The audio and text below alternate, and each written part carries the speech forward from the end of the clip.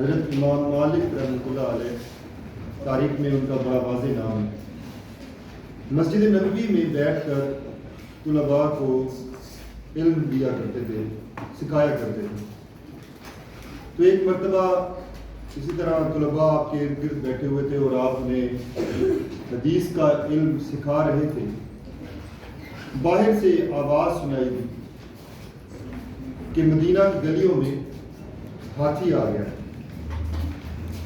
اب وہاں پر زیادہ تر یا بہت سارے لوگ وہ تھے جنہوں نے کبھی ہاتھی نہیں دیکھا ہے، کیونکہ عرب میں ہاتھی نہیں پائے جاتے۔ تو سبھی طلباء جو ہے وہ دوڑ پڑے ہاتھی کو دیکھنے کے لیے، کہ نام سنا تھا، قرآن میں ہاتھی کے واقعہ کا ذکر بھی تھا، مگر دیکھا نہیں ہوا تھا کہ ہاتھی دکھتا کیسے ہے۔ سوشل میڈیا، موبائل یا ٹی وی کا تو دور تھا نہیں کہ جس نے نہ بھی دیکھا ہو وہ ٹی وی پہ دیکھ لیتا ہے، تو وہ اس لیے باہر دوڑ پڑے۔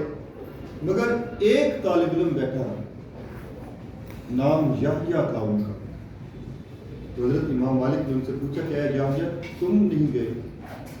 کیا تمہارے علاقے میں ہاتھی پائے جاتے ہیں؟ جہاں سے تم آئے ہو وہاں پر ہاتھی پائے جاتے ہیں؟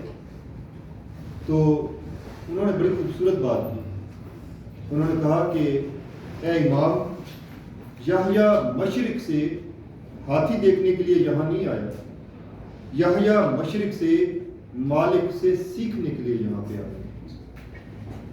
یعنی میں اگر مشرق سے اتنی دور سے سفر کر کے مدینہ پہنچا ہوں تو میں ہاتھی دیکھنے تھوڑی آیا ہوں، میں تو آپ سے سیکھنے کے لیے آیا ہوں، میرا مقصد تو یہ تھا۔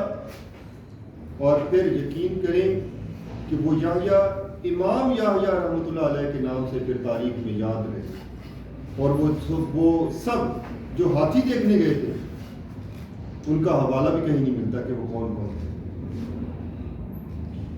ہمارے معاشرے میں بھی وہ ہاتھی کا تماشا بار بار دہرایا جاتا ہے۔ ابھی رمضان آنے کو ہے، کچھ ہی دنوں میں رمضان شروع ہو جائے گا، ہم اس مہمان کا شدت سے انتظار کر رہے ہیں، مگر دو طرح کے لوگ پائے جاتے ہیں، دو طرح کے گروہ پائے جاتے ہیں ہمیں۔ ایک تو وہ گروہ ہے جسے پتا ہے رمضان کیوں آ رہا ہے، اور اسے پتا ہے اس گروہ کو کہ ہم نے رمضان میں کیا کرنا ہے اور ہم نے اس پورے ایک ماہ میں کیا حاصل کرنا ہے، اور وہ ہاتھی کا تماشا دیکھنے نہیں جاتے، انہیں ہاتھی کے تماشوں سے فرق نہیں پڑتا، وہ تو بس اس مہمان کا انتظار کرتے ہیں پورے ایک ماہ۔ وہ اس مہمان کے ساتھ یعنی رمضان المبارک کے اندر اپنے آپ کو ہر طرح کے گناہوں خطاؤں سے روکنے کی مکمل کوشش کرتے ہیں اور اللہ تعالیٰ کو راضی کرتے ہیں۔ اور دوسرا گروہ جو ہاتھی کے تماشوں کی طرف بھاگ پڑتا ہے، کمزور لوگ، وہ گروہ کیا کرتا ہے؟ ابھی آپ دیکھیں گے سحری کے وقت، اب یہ وہ وقت ہے تہجد ادا کی جائے، نوافل ادا کیے جائیں، اللہ کا ذکر کیا جائے، قرآن پڑھا جائے، تو وہ گروہ کیا کر رہا ہوگا؟ وہ ٹی وی لگا کر سحری ٹرانسمیشن دیکھ رہا ہوگا۔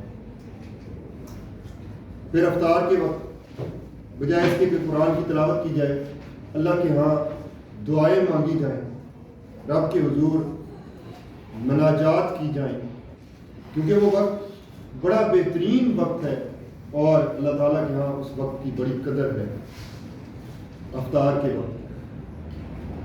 تو اس وقت بھی ٹی وی لگا لیے جاتے ہیں اور افطار ٹرانسمیشن چل رہی ہوتی ہے۔ رمضان میں سحری ٹرانسمیشن ہو یا افطار ٹرانسمیشن ہو، وہ اداکار جو سارا سال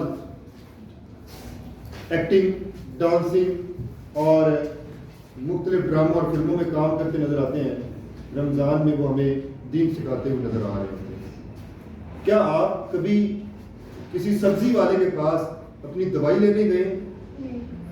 نہیں گئے۔ یا کسی ڈاکٹر کے پاس فروٹ لینے گئے؟ نہیں گئے۔ بڑے سیانے ہیں آپ لوگ، بڑے عقل مند ہیں، آپ کو پتہ ہے کہ ہم نے کیا چیز کہاں سے خریدنی ہے۔ تو پھر جب دین کی باری آتی ہے تو پھر ان فنکاروں کے پاس اور اداکاروں کے پاس کی ہم میں سے کتنے لوگ ہیں جو رمضان میں کتابیں کھولتے ہیں اور دین کو سیکھنے کی کوشش کرتے ہیں یا علماء کے پاس بیٹھ جاتے ہیں کہ اس ایک ماہ میں ہم دین سیکھنے کی کوشش کریں؟ ہم نہیں سیکھتے۔ تو یہی وجہ ہے پھر ہمارے معاشرے میں مختلف ایسے واقعات رونما ہوتے ہیں جن کی وجہ سے پوری قوم بدنام ہوتی ہے۔ تو آج کا آپ کے لیے درس یہی ہے کہ اس رمضان المبارک میں آپ لوگ کوشش کریں، ایک تو قرآن مجید کو مکمل پڑھیں، دوسرا اپنے والدین سے کہیں کہ آپ کو گھروں میں کوئی ایک مختصر سی، جس میں بڑے جامع انداز میں، مختصر انداز میں حضور نبی کریم صلی اللہ علیہ وآلہ وسلم کی سیرت، یعنی آپ کی زندگی کا تذکرہ ہو، وہ کتاب لا دیں تاکہ آپ اس رمضان المبارک میں اس کتاب کو مکمل پڑھیں، تاکہ آپ کو اپنے نبی کے جو زندگی کے چیدہ چیدہ حالات ہیں وہ معلوم ہو کہ ہمارے نبی صلی اللہ علیہ وآلہ وسلم نے آخر زندگی گزاری کیسے، ہمیں معلوم ہونا چاہیے اور ہمیں معلوم نہیں ہے۔ یہ بڑے دکھ کی بات ہے۔ تو اس بار آپ لوگ میرے ساتھ وعدہ کریں کہ آپ لوگ اس مرتبہ رمضان المبارک میں اپنے نبی کے بارے میں جاننے کی کوشش ضرور کریں گے۔ اگر کوئی کتاب تک نہیں پہنچ پاتا تو وہ مجھ سے رابطہ کر لے، میں انٹرنیٹ سے کوئی نہ کوئی انہیں ڈاؤن لوڈ کر دے دوں گا، گروپ میں شیئر کر دوں گا، تاکہ آپ لوگ اگر موبائل استعمال کرتے ہیں یا گھر میں لیپ ٹاپ ہے، کمپیوٹر ہے، وہ استعمال کرتے ہیں تو وہاں پر آپ دیکھ کر اس کو پڑھیں، کیونکہ کتابیں مہنگی ہوتی ہیں، عام طور پر آپ کو مارکیٹ سے نہیں ملیں گی یا آپ کے والدین ہو سکتا ہے نہ خرید پائیں، تو انہیں موبائل سے پڑھا جا سکتا ہے۔ تو اس بارے میں آپ نے اس بار ضرور کوشش کرنی ہے کہ یہ رمضان ہاتھی کے تماشے دیکھنے میں نہ گزرے، بلکہ اس رمضان المبارک سے ہم کچھ نہ کچھ حاصل کر۔ شکریہ۔